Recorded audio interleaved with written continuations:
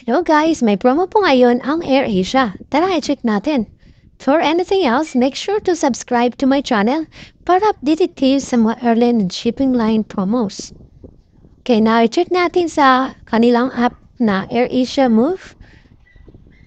Yung mga promos na available ngayon until May 5 only. Okay, so, pan-checking here. So, yung mga rates or mga price na makikita niyo dito, not included pa po yan ang mga taxes and other fees. So, that's for base fare only. Okay, yung amount na makikita niyo sa calendar or sa below sa mga dates, may mga amount po dyan. So, doon mo makikita if mura ang pamasahe sa selected dates na gusto mong magbiyahe. Okay, usually po yung mura is nandun na po sa mga malayo pa na dates. For this one, Cebu, Manila, i-check natin yung August 7 to August 14 na biyahe sa AirAsia. Let's see if makahanap tayo ng Cebu, Manila na mura ang pamasahe. For August 7 to August 14, round trip na po ito. Cebu, Manila is 1,136 only. Manila, Cebu is 991 only. So, ang round trip pamasahe ng Manila to Cebu is 2,127. Round trip na po yan. Now, let's check another destination. Manila to Cagayan.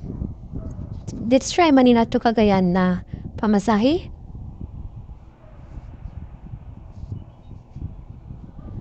So for this, we will check July na month.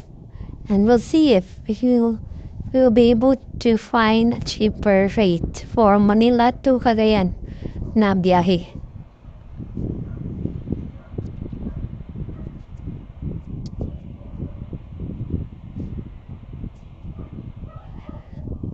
Okay, mag-base po tayo sa calendar kung saan may murang pamasahe. So again, yung amount na nakikita yun dyan, wala pa pong mga taxes and other fees. So upon selecting a date, let's say July 11 until July 13, round trip na biyahe for Manila to Cagayan. So, makikita natin on the next screen yung total amount na babayaran nyo for Manila to Cagayan, including the taxes and other fees. Pero, if mag-book kayo sa mga travel agency, so may additional service fee pa po sila na i-markup dyan. So, expect na lang kayo na may additional charges if you book from a travel agency. So, Manila, Cagayan, it's 1,187 only. And then, the Cagayan, Manila is 1,202.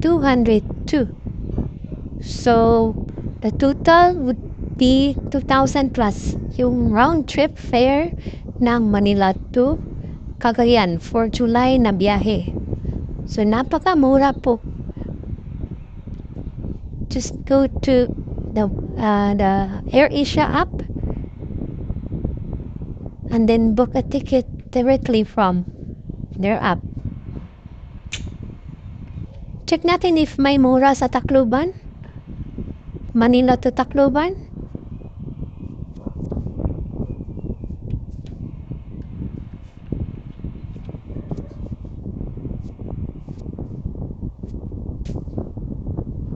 So, marami po sila mga cheaper rate ngayon. Available po ngayon until May 5. Kasi yan po ang promo nila ngayon until May 5 only. So, just go ahead and go to their app or install their app. Wala pa po kayong app. And then, create an account so that you would be able to book from their app. Okay, now let's check Manila to Tacloban for July 4. And then the return trip is July 12.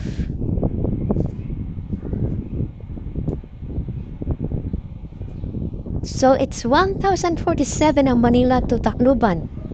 So napakamura. 1,047 pesos only.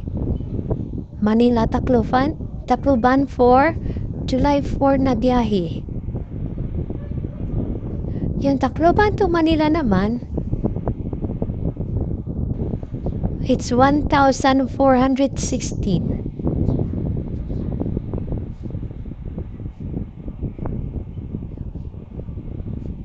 Yeah, it's 1,416. Manila to Tacloban, it's 1,047. And merong mura, Tacloban to Manila, it's 1,012 only. Okay, napakamura po yan. 1,012.